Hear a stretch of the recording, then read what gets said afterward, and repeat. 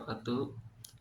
Yang terhormat kepada dosen mata kuliah perencanaan pendidikan, yaitu Ibu Dr. Herna Nelis MPD. Perkenalkan, nama saya Muhammad Raffi Najwan dengan NIM 2412560. Saya dari kelas MPI 3C. Di sini akan menjelaskan materi tentang aspek-aspek penting dalam perencanaan pendidikan. Di sini saya akan menjelaskan latar belakang dari materi ini. Pendidikan merupakan salah satu subsistem dari sistem masyarakat yang merupakan institusi sosial, di mana manusia sebagai individu dan anggota masyarakat sebagai bidang garapannya.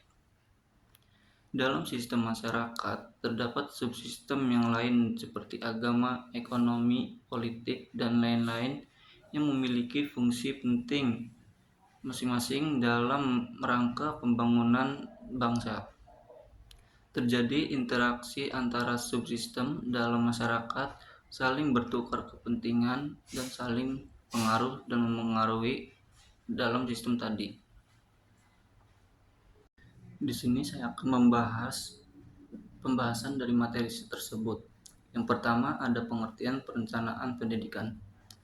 Perencanaan pendidikan berasal dari dua kata, yaitu perencanaan dan pendidikan.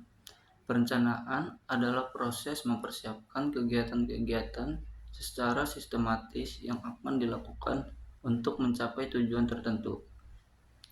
Sedangkan pendidikan adalah usaha sadar dan terencana untuk mewujudkan suasana belajar dan proses pembelajaran agar peserta didik secara aktif mengembangkan potensi dirinya untuk memiliki kekuatan spiritual, keagamaan, pengendalian diri, kepribadian, kecerdasan, akhlak mulia, serta keterampilan yang diperlukan dirinya dan masyarakat.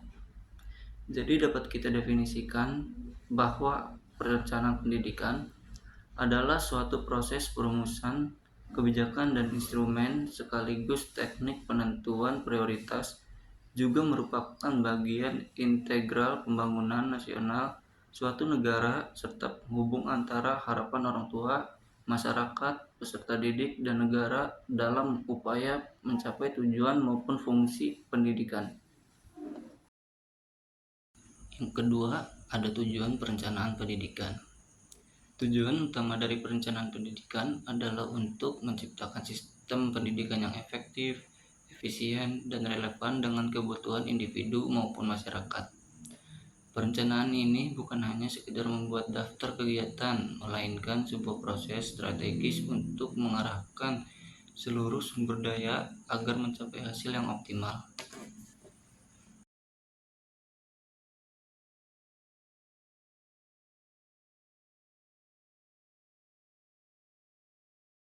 Tujuan pedagogis terdiri dari yang pertama, membantu peserta didik mencapai perkembangan optimal sesuai potensi masing-masing. Yang kedua, menumbuhkan sikap dan perilaku yang sesuai dengan nilai-nilai moral, agama, dan sosial. Yang ketiga, memberikan landasan ilmu dan keterampilan hidup agar mampu menghadapi tantangan zaman. Yang keempat, membentuk pribadi yang mandiri, kritis, dan bertanggung jawab. Peran pedagogis dalam pendidikan terdiri dari yang pertama, guru sebagai pendidik tidak hanya menyampaikan materi, tetapi juga menjadi pembimbing, motivator, fasilitator, dan teladan. Yang kedua, proses pedagogis memastikan bahwa pembelajaran bukan sekedar transfer pengetahuan, melainkan juga pembentukan karakter. Yang ketiga, membantu menciptakan lingkungan belajar yang kondusif agar peserta didik merasa aman, nyaman, dan termotivasi.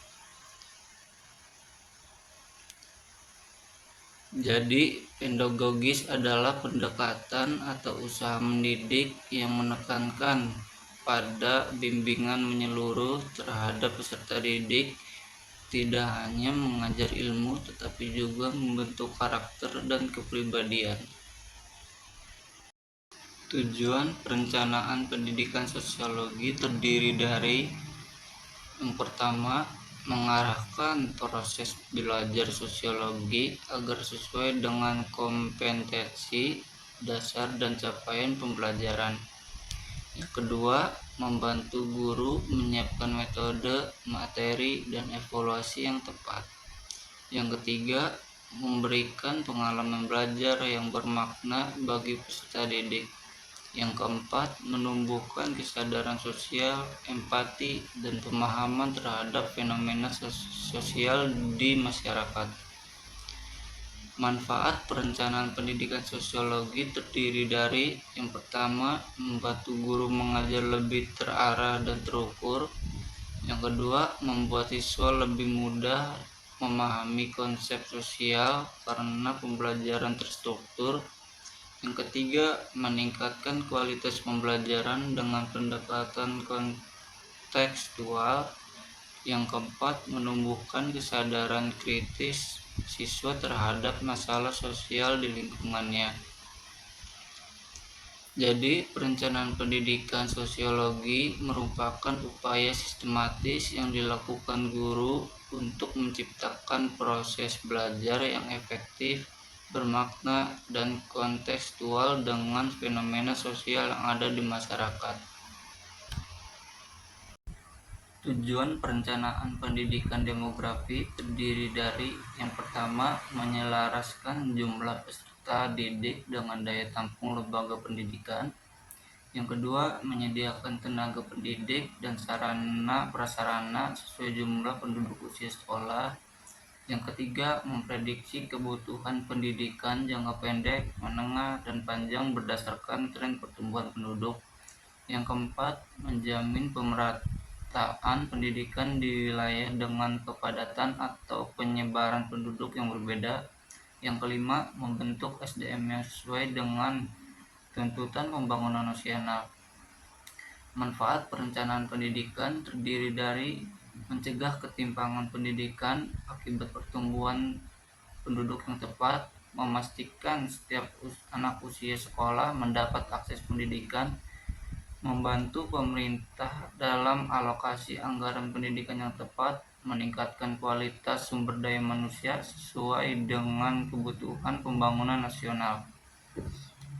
Jadi, perencanaan pendidikan demografi adalah upaya sistematis untuk merancang pendidikan yang sesuai dengan dinamika kependudukan sehingga mampu mencetak sumber daya manusia berkualitas dan merata di seluruh wilayah.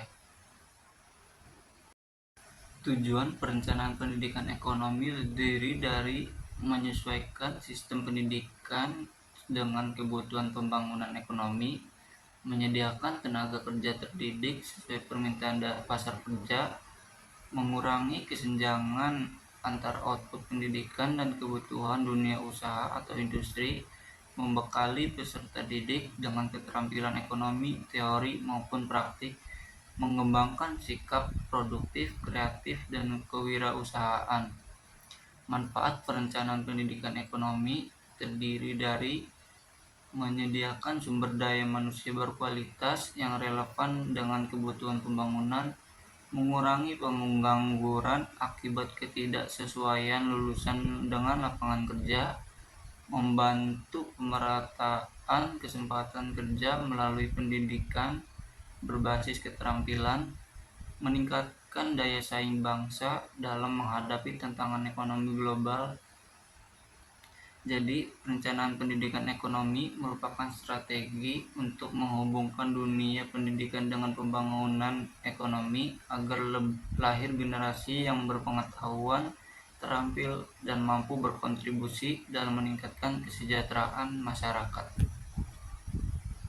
Yang ketiga, ada aspek-aspek penting dalam perencanaan pendidikan. Berikut adalah aspek-aspek penting dalam perencanaan pendidikan. Yang pertama, ada aspek sosiologis. Setiap perubahan yang diinginkan masyarakat melalui perencanaan pendidikan dan para administrator pendidikan akan mempengaruhi sistem sosial secara keseluruhan. Di sini para perencana dan administrator dituntut untuk mengetahui aspek-aspek dalam masyarakat yang bersifat sosiologis yang mempunyai peranan dalam pertumbuhan dan perubahan pendidikan. Misalnya, adat kebiasaan dan agama penduduk setempat, dan lain-lain.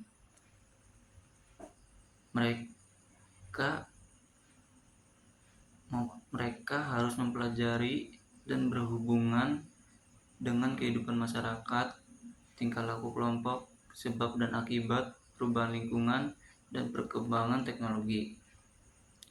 Mereka juga harus menemukan latar belakang dan motivasi yang menyebabkan terdapatnya perbedaan reaksi dalam kelompok-kelompok pada setiap menghadapi perubahan. Aspek sosiologis keagamaan juga mengandung gagasan-gagasan yang erat di bidang pendidikan, seperti aspirasi masyarakat terhadap pendidikan, pengaruh perencanaan pendidikan terhadap masyarakat, tabu dan sanksi sosial dalam pendidikan, pengaruh budaya dan tekanan-tekanan dari luar terhadap perencanaan pendidikan. Yang kedua, ada aspek pedagogis. Aspek ini sangat penting untuk dibicarakan karena meliputi sejumlah pengetahuan dan pengalaman kita untuk membantu terlaksananya kegiatan belajar yang merupakan hakikat pendidikan. Seorang perencana pendidikan mungkin tidak perlu mengetahui banyak tentang hal belajar dan mengajar, tetapi dia harus mengetahui apa yang terjadi di dalam sistem pendidikan. Karena rencana yang disusunnya selalu mengenai sistem pendidikan, perencana pendidikan dapat dianggap sebagai pelopor pembaruan pendidikan. Aspek-aspek pedagogis harus diketahui oleh perencana pendidikan seperti dasar dan tujuan pendidikan, struktur sistem pendidikan, isi pendidikan, metode belajar mengajar. Yang ketiga, ada aspek demografis. Aspek demografis adalah ilmu yang mempelajari dinamika kependudukan manusia. Aspek demografis meliputi ukuran struktur dan distribusi penduduk serta bagaimana jumlah penduduk berubah setiap waktu akibat kelahiran, kematian, migrasi, serta penuaan. Analisis kependudukan dapat merujuk masyarakat secara keseluruhan atau kelompok tertentu yang didasarkan kriteria seperti pendidikan, kewarganegaraan, agama, dan etnisitas tertentu.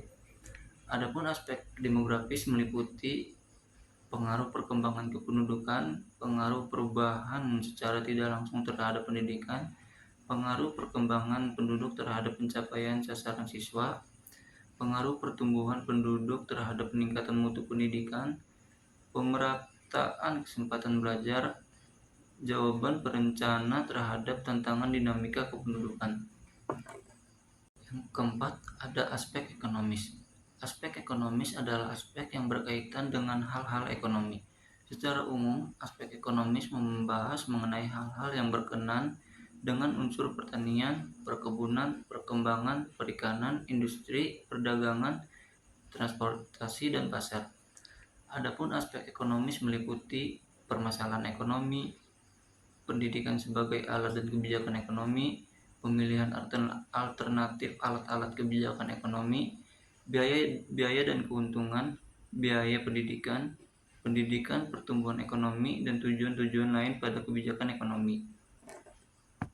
Kesimpulan dari materi tersebut adalah perencanaan pendidikan adalah bahwa proses ini bukan sekedar membuat daftar kegiatan, melainkan sebuah pendekatan strategis untuk membangun sistem pendidikan yang kuat dan efektif. Tujuannya adalah memastikan pendidikan bisa relevan, efisien, dan merata bagi semua orang. Sekian materi dari saya. Bila ada salah kata mohon maaf. Wabillahi taufiq wal hidayah. Wassalamualaikum warahmatullahi wabarakatuh.